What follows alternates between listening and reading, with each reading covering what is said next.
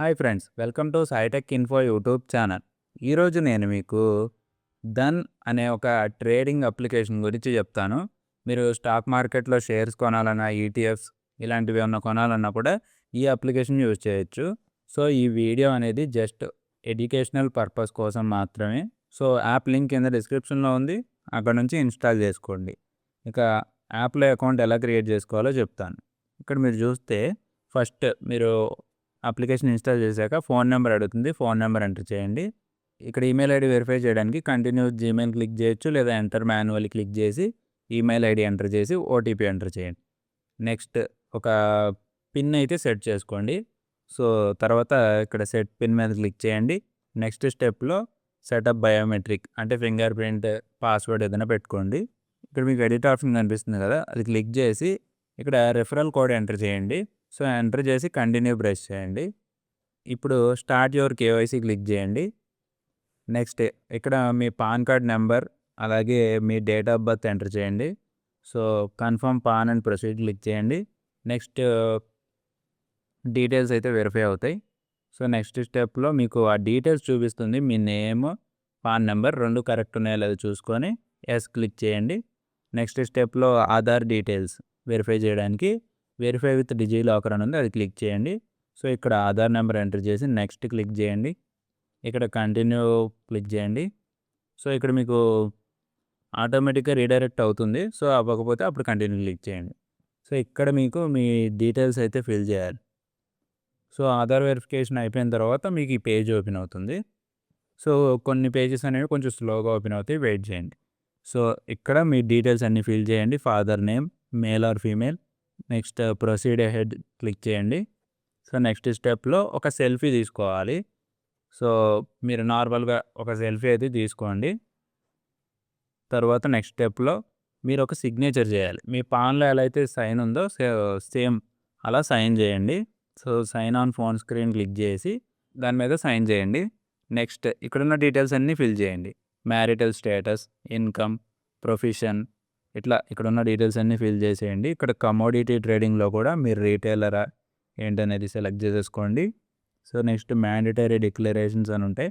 So ఇవన్నీ default ఆన్లోనే ఉంటాయి. So ఇందులో ఏ చేంజెస్ చేయక్కర్లేదు. సో నెక్స్ట్ ఇక్కడ అన్నీ టిక్ చేసేసి ఇక్కడ ప్రొసీడ్ టు నెక్స్ట్ క్లిక్ చేయండి. సో ఇక్కడ మీకు మళ్ళీ proceed ahead to trade click చేయండి.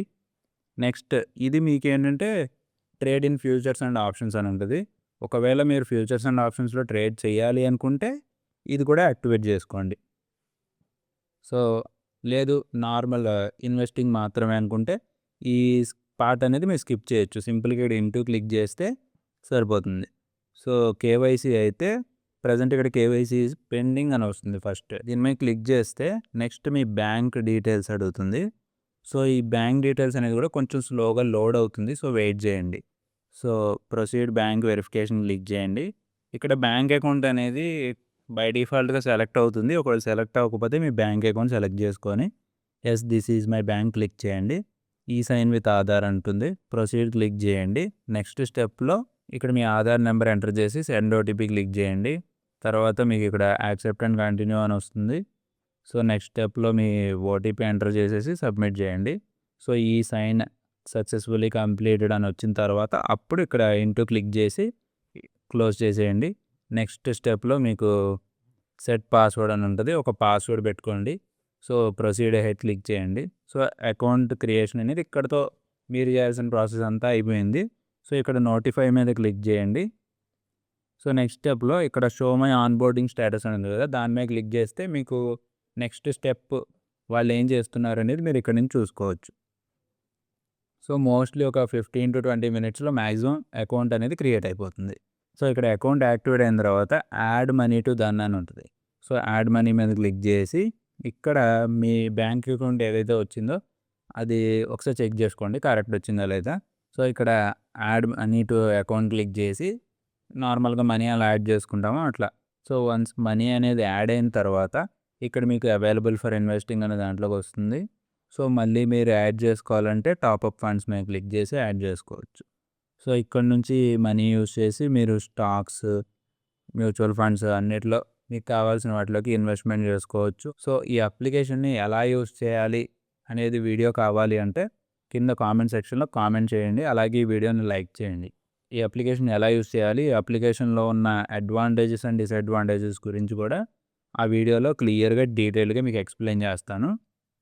సో ఇలాంటి మరిన్ని వీడియోస్ మీకు కావాలనుకుంటే వెంటనే మన ఛానల్ సబ్స్క్రైబ్ చేయండి. అలాగే వీడియో నచ్చితే లైక్ చేయండి, షేర్ చేయండి. డౌట్స్ ఏమైనా ఉంటే కామెంట్ రాయండి.